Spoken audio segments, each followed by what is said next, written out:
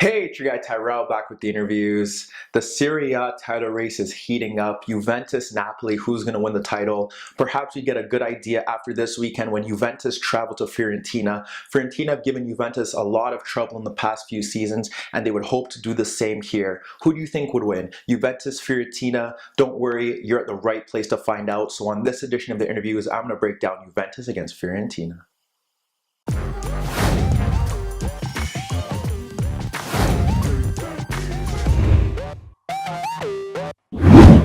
So when we break down Juventus against Fiorentina, it wasn't really a great game. There were very few chances. It was a bit cagey. When we get to the board, we have Juventus in the red, we have Fiorentina in the blue.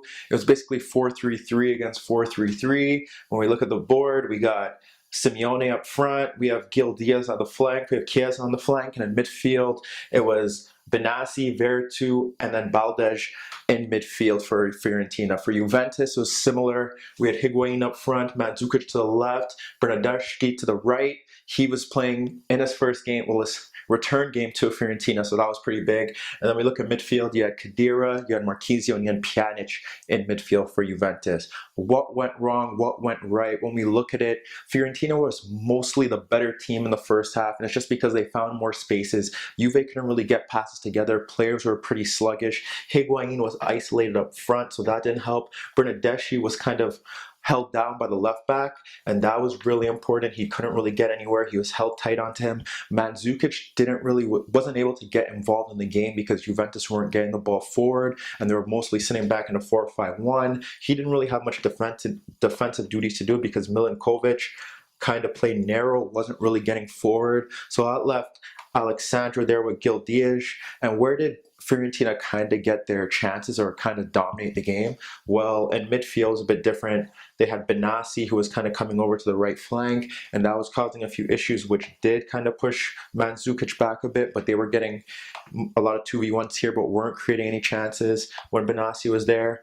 You look at Veretout, who was able to kind of move across the pitch, and he was playing in deeper roles. Eventually they switched, and he was more around here, kind of picking up the ball.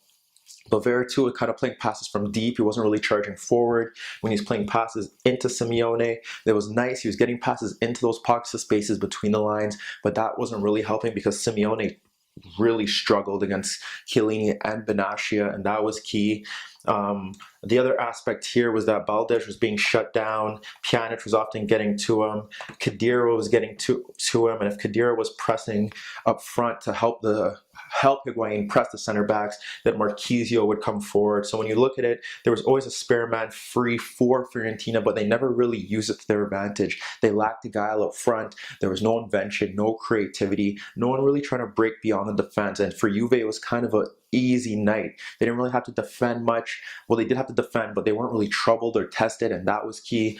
Chiesa was kind of trying to come off the right, but he was really marked well throughout the game, and that was key. What they tried to do is that they tried to get these two playing a bit central, but what Juve did well was that one, Lichtsteiner would come over, then Sandro would come over, and that would push Bernardeschi back, and that would let Biraghi, the left back, kind of push forward, and he didn't really create many chances either, but it ensured that sometimes Juve were defending with a 5, and then they had the 3 back there, or then Mandzukic would come across there. But Juve were very organized. They weren't really tested, and that could be down to Fiorentina not really getting men forward or having the quality to really push men forward. But for the most part, Juve were really comfortable in the way they were playing, sometimes a 5.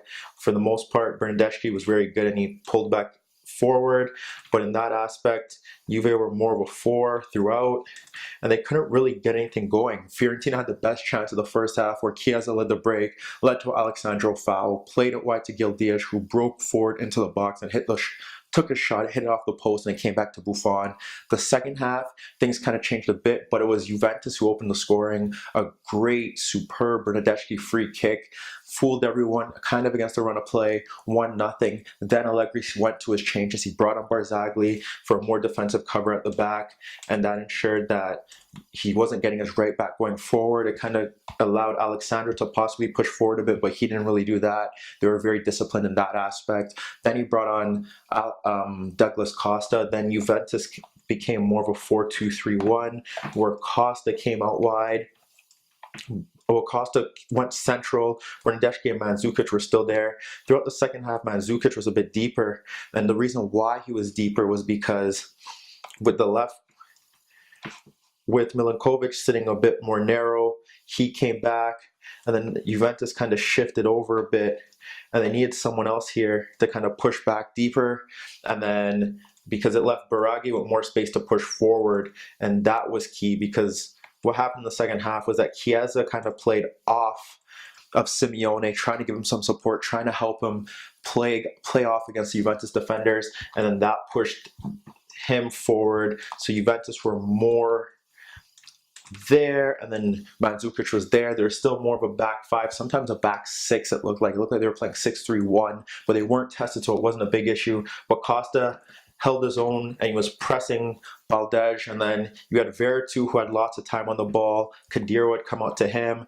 Pjanic wasn't really worried there, but he would push out on occasions to Benassi, and that would leave this right there for the center backs. They were able to step out a bit, and even if Benassi played in behind him, they had enough cover for another center back to step forward. Costa came on for Marchisio, 4-2-3-1. Again, Fiorentina had to turn to their bench. They had to try and bring someone on. They brought on Tyrrell.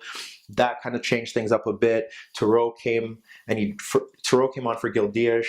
Tyrrell kind of came on, dropped deeper into pockets of spaces, tried to get on the ball, try to move forward. But again, his touches weren't that great. He did have that big chance against Buffon where he forced him into a save after Chiesa kind of squeaked his way through the defense, got onto the box. Buffon came out, made a key intervention to stop that.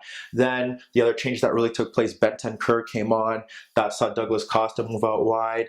And then they became more still of a 4-2, or it still looked like a 6-3-1. Bentancur came on for Bernardeschi, and then they brought Acier, and he came on. But that didn't really change much for Fiorentina. What really happened was that they were still more of this, and Juventus were able to sit narrow, stay compact, stop all their attacks. They didn't create any chances. Their midfielders did get on the ball. Benassi was always trying to come out to the right, but didn't offer much. Veretout was playing deep and trying to play passes, but again, there were no real combinations. Baldež was deeper, couldn't really get anything going for him as well. They lacked everything in the final third: the movement, the combinations, the efficiency, the creativity, the guile. And then Chiellini, about to get pressed, beats a few challenges, slides in Higuain, who breaks the offside trap, and he breaks free, and a superb finish. And that was the difference, basically. Juventus were efficient, and it sometimes shows you that the money that you spend goes a long way, and that's why you pay this amount of money for the players, for Bernardeschi, for Higuain, to score top quality goals when you're not playing at your best. And then the defense was solid. They never really looked worried, besides that Buffon chance and the counterattack that Gil Dias hit off the post. But once again, it was an efficient performance from Juventus. They keep their winning streak going. They go top of Serie A 4 now. Fiorentina, 1 win in 7 games. That's going to be tough for them. Sliding down the ropes after all the turnover in the summer, it looks like they should be able to stay in Serie A. But this was another intense performance against the Juventus side that just proved that they're better and are looking to win another Scudetto. But let me know what you guys think. Meet me in the comments below. Don't forget I upload videos every day, and don't forget to subscribe to my channel. And that was your daily dose of the interviews.